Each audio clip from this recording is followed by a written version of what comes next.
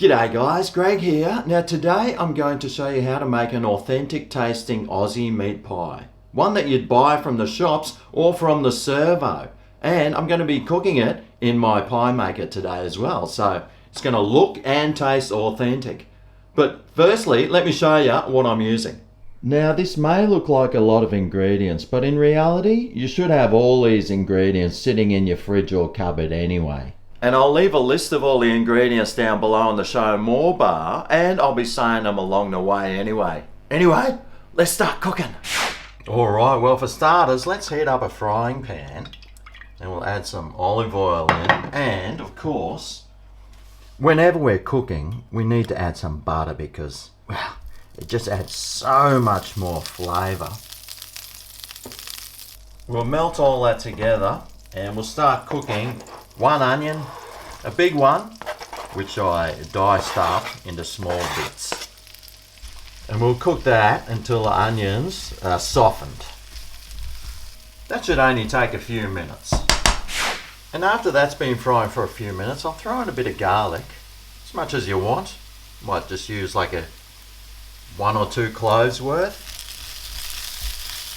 Just fry that through. Right. Make some space here and I'll chuck in my minced beef. That was 500 grams or about a pound's worth. We'll cook that up, and I always like to add a bit of salt and pepper to my meat, and we'll just cook that up until the meat's nice and brown. Alrighty, well that's nicely browned now. Let's mix it all together.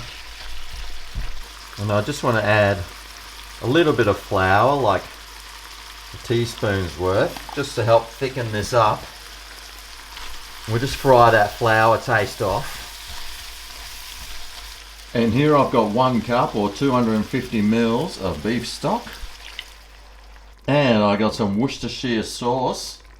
I'll add a couple of teaspoons of that in.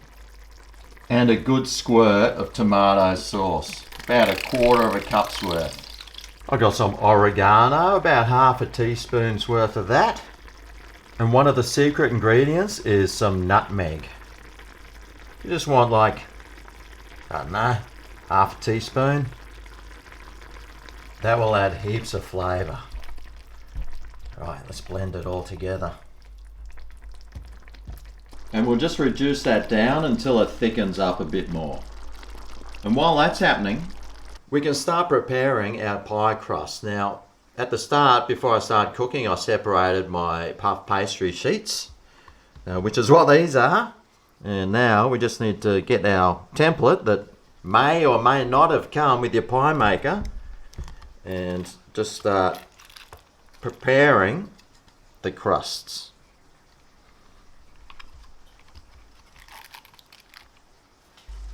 And we'll put these in the cold pie maker.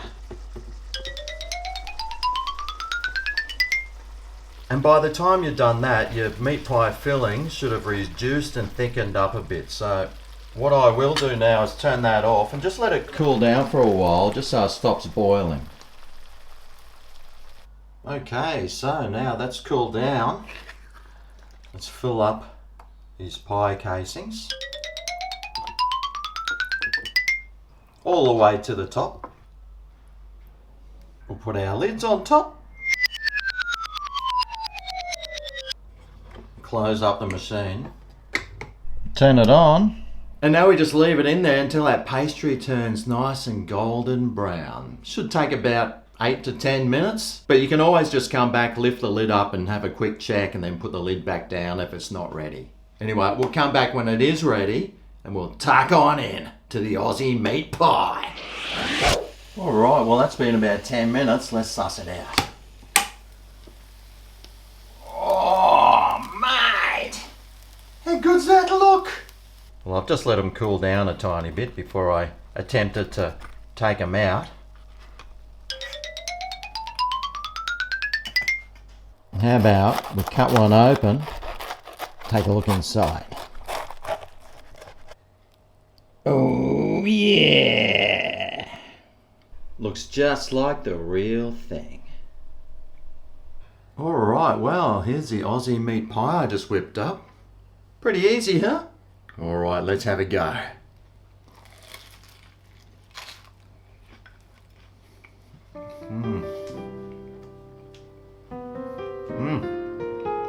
Mate, that tastes just like the real thing. Fair dinkum Aussie pie.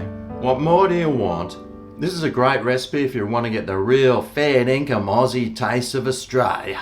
And if you do make it, I'd love to know what you thought about yours. Thanks for watching. I'll see you next time I cook something amazing. G'day, cobber. Oh yeah, this is